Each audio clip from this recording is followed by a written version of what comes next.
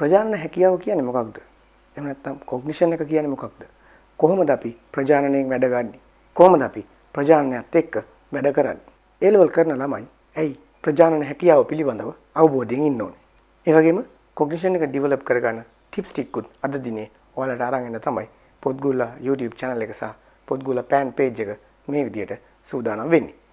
ශ්‍රී ලංකාව පුරාම පැතිරී ඉන්න මගේ පුහුණු වැඩමුළුවලදී හමු වෙච්ච ආදරණීය දරුවන්ට ගුරුවරුන්ට දෙමව්පියන්ට ඒ වගේම පාසල් වල උපදේශන ගුරුවරුන්ට තම ආරාධනා කරනවා පොත්ගුල YouTube channel එකත් එක්ක එකතු වෙන්න ඒ පැය දෙකක වැඩසටහනක කතා කරන්න නොහැකි වෙච්ච කාරණා පිළිබඳව ඔබත් එක්ක ඊටාම පුළුල්ව සාකච්ඡා කරන්නට පුළුවන් වෙන හින්දා. ඉතින් ඉගෙන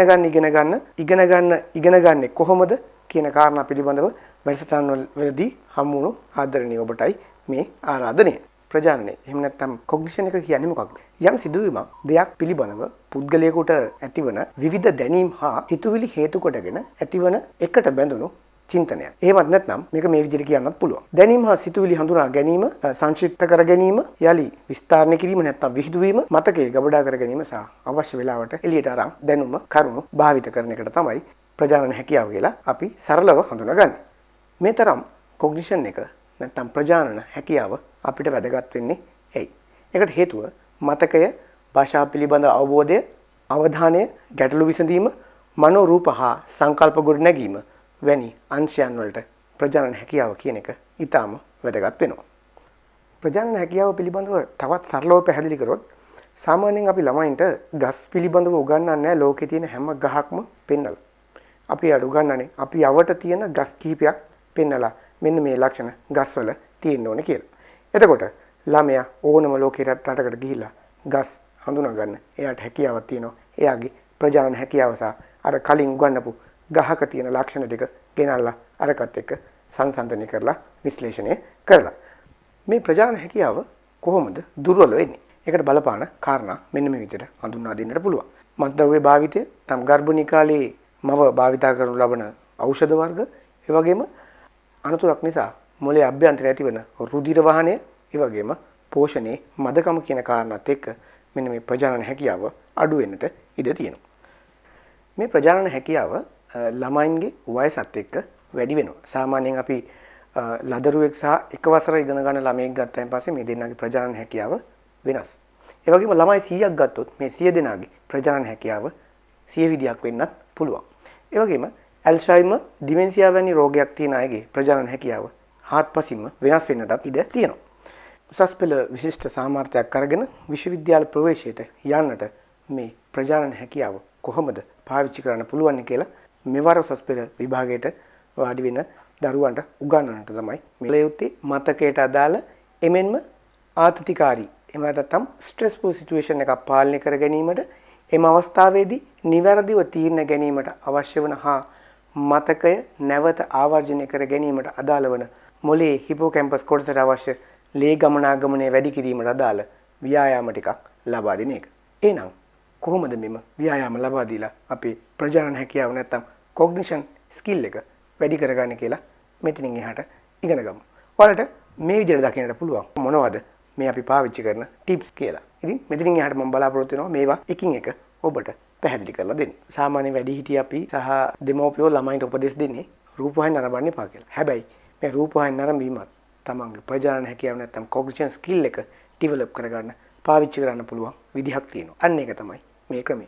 ඔබ බලනවා යම් විද්‍යා පරීක්ෂණ පිළිබඳව චිත්‍රපටයක් හරි කාටුන් එකක් හරි ඒ චිත්‍රපටය බලන අතරේ එහෙමද? එහෙම වුණොත් මෙහෙම වෙන්න බැරිද? මේ වගේ වුණොත් මෙහෙම වෙයි නේද?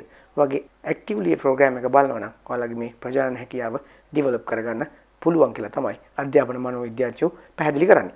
ඒ වගේම ඇක්ටිව්ලි චිත්‍රපටයක් නරඹීමෙන් පස්සේ සහ ඇක්ටිව්ලි පොතක් කියවීමෙන් පස්සේ නැවත ඒ පොත හරි චිත්‍රපටය සිදුවීම අවස්ථා මතක් කරන්න පුළුවන් නම් ඒකත් ප්‍රජානන හැකියාව වර්ධනය කරගන්නට මොළේ නියුරෝන්ස් අතර අන්තර් සම්බන්ධතාවයක් හදන්නට එක්සර්සයිස් එකක් වෙන බව තමයි මනෝවිද්‍යාඥයින්ගේ පැහැදිලි කිරීම.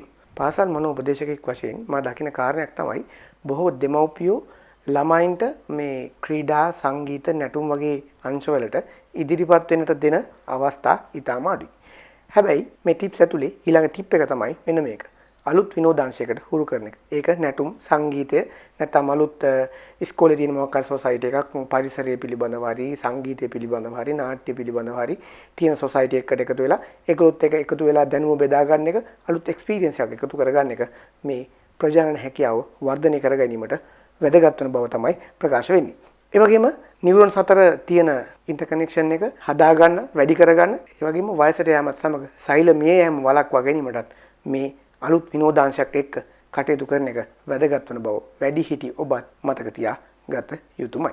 විවිධ වර්ගයේ ප්‍රහෙලිකා, තේරවිලි, බිල්ඩින් බ්ලොක්ස්, ඒ වගේම අර අපි දැකලා තියෙන සප්ත රූප වල කැලි එකතු කරලා හදන්න, ඒ වගේම ගණිත රටා මෙන්න මේ හා නිතර පුහුණු කිරීමෙනුත් අපිට පුළුවන් අපේ ප්‍රජානන හැකියාව නැත්නම් කොග්නිෂන් එක ඩෙවලොප් කරගන්න.